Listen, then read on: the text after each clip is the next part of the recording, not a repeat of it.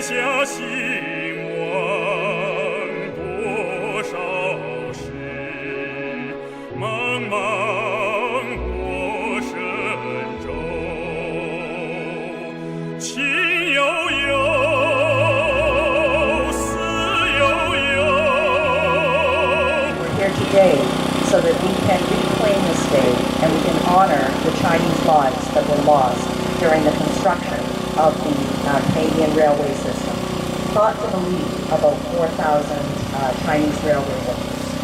With that said, I would like to Canada is in Toronto, which is the traditional territory of many nations, including the Mississaugas of the Credit, the Anishinaabe, the Chippewa, the Haudenosaunee, and the Wendat peoples, and is now home to many diverse First Nations, Inuit, and Métis peoples. I also acknowledge that Toronto is covered by hard work and life in this country.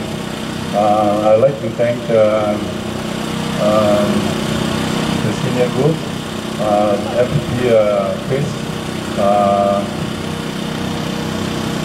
Barbara Hall, the commissioner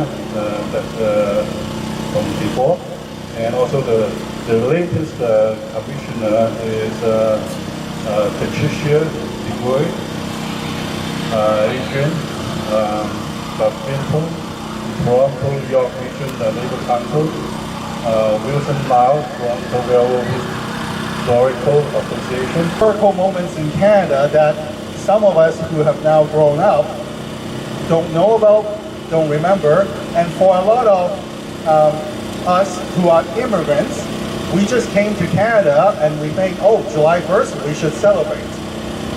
I'm here to remember the contributions of Chinese railroad workers who built that link so that British Columbia could be joined with Upper and Lower Canada, if you remember those words, or Ontario and Quebec and Atlantic Canada, so that Canada for having me.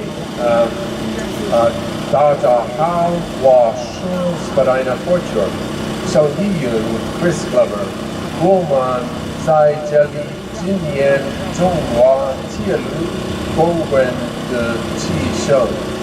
I don't know. I hope that I'm doing my best. Anyways, thank you very much. I'm Chris Glover. I'm the MPP for Spadina Fort York, and it's an incredible honor to be here and to commemorate the sacrifices made by the Chinese railway workers. And there's a number of people to thank. I want to thank the organizers, Darren Wu, Vin Zhao, Mandy Anderson, and all of the volunteers for putting this together. I want to recognize the Ontario Chinese Seniors Association and the wonderful band that was here. I heard you playing earlier, and I'm looking forward to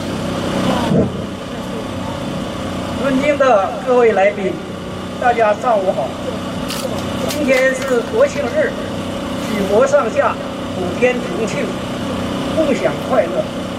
在这喜庆的时刻，我们华人同胞不会忘记140多年前，我们的前辈漂洋过海，万里迢迢，历尽艰险，百折不挠，从故土来到了加拿大我省做苦力。他们背井离乡，开山辟岭，历尽艰险，日夜操劳。他们流血又流汗，不知失去了多少宝贵的生命，才铸就了这个加拿大的经济大动脉——太平洋铁路，在加拿大历史上是首创，在整个国家建设和发展史中也是壮举。所有铁路华工劳苦功高。他们修建了铁路，更是修建了人们走向幸福的桥梁。 On the other side of the Rogers Center, and I hope everyone has the opportunity to visit us. The CRHA has been involved with this event for the past, at least the past decade or so. I've personally been involved the past 2 years. Of course, it was done virtually, so it's really nice to be here in person. So it's difficult to sort of come up with new things to say every year. So I wanted to talk about this year, which is sort of how large this monument is, which is compared to like other monuments in the city is quite big. But I like that because I think it's appropriate because the contribution of the railway workers in terms of loss of life was very large. And the railways were very large, and they connected Canada, this part of Canada, with Western Canada, British Columbia, which had just joined the Federation. Good morning, everyone. I bring you greetings from my husband, Max Van, who's in Vancouver.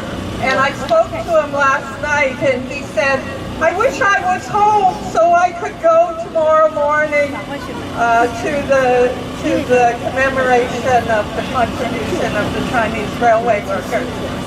I guess I grew up in Canada loving the trains. My family moved a lot. We took the trains back and forth across the country, and as we get to the Rockies, just sit with my nose pressed against the window, looking at those high, dangerous, beautiful peaks. I consider myself quite well educated.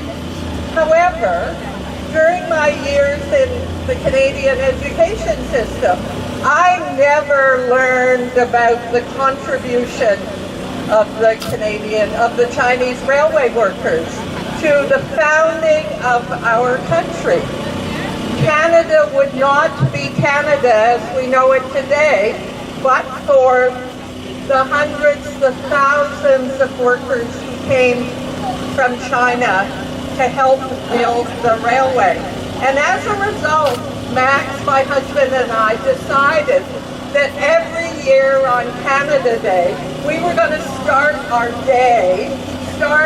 family event by coming here and commemorating the contribution of the workers, because we wouldn't have this day to celebrate without those workers.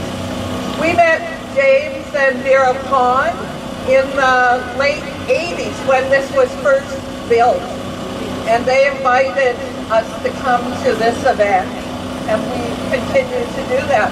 But we also did a lot of research and continue to do some research about the history of BC. And just reminded yesterday, the first year anniversary of the burning of the town of Lytton. And Lytton was one of the difficult places where Chinese railway workers worked, camped. And we drove through there last summer, and the whole town was burned to the ground. But I heard yesterday that before they rebuild, they're doing a lot of archaeological digs in that area. And they're looking for things that those railway workers had, the pots and pans they had to cook their food that we've heard references to, things they brought from China.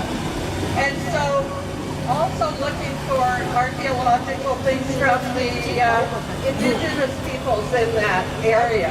But that made me happy when I heard that dig was happening, because it's saying that more and more Canadian institutions are starting to learn the real history of our country. And I think here's the day when we can give thanks to the people who helped to make our country a reality. Thank you. Thank you for this invitation to join you on this day to remember the contribution of Chinese railroad workers in building this country. My name is Andrea Baddington, and I am, as you've heard, a president of the Toronto and York Region Labour Council. I am someone who come to this country with hopes and dreams of a better life. Before coming to this country with hopes and dreams of a better life before coming. But now that I'm here, I find myself fighting to make it a reality for other Canadians. I am a hotel worker who fought for the rights of my fellow colleagues and found myself in the labor movement.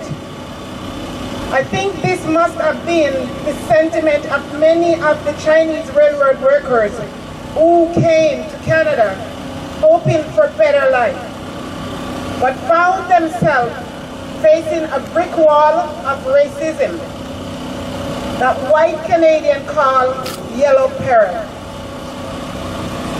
treatment of those railroad workers and the dangers of the yellow peril mirrors how many workers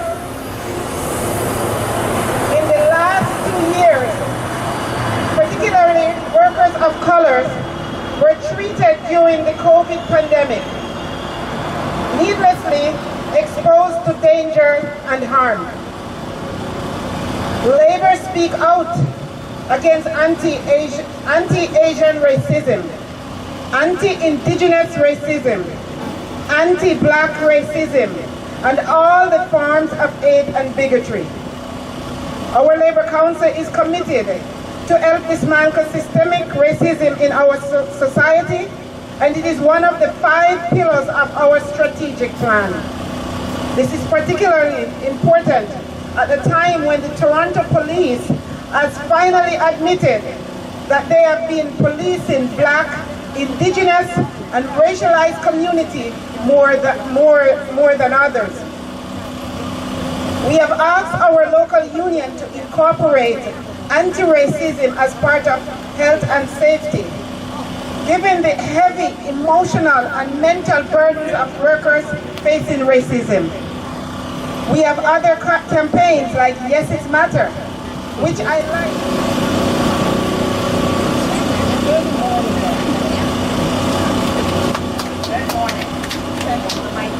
Every time I say good morning or greet you, it's because it comes from the bottom of my heart. So again, and the spirits of those we gathered to commemorate today, let them hear you say good morning. Good morning. Thank you.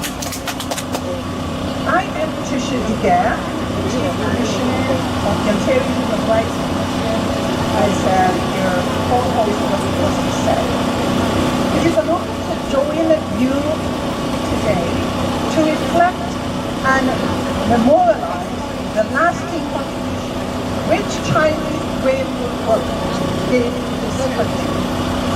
Thank you for inviting me. On June 15th this year, we marked the 60th anniversary of the Ontario Human Rights Code.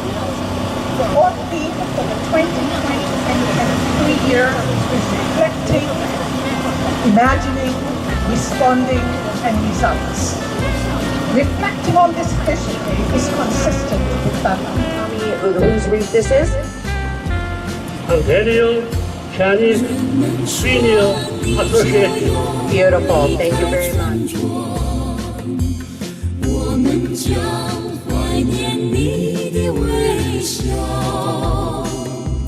你的眼睛比太阳更明了，照耀在我们的心上。你可曾回想到你的故乡？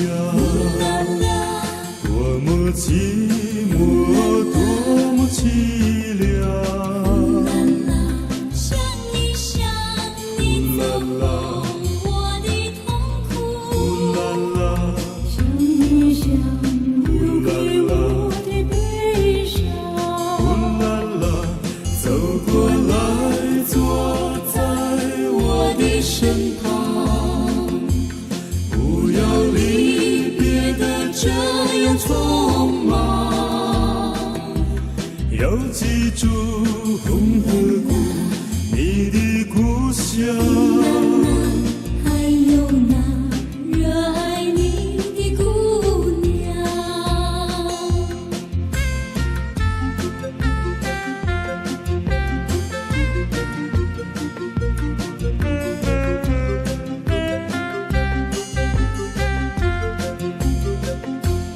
人们说你就要离开村庄，要离开热爱你的姑娘，为什么不让她和你同去？为什么把她留在村庄？亲爱的人。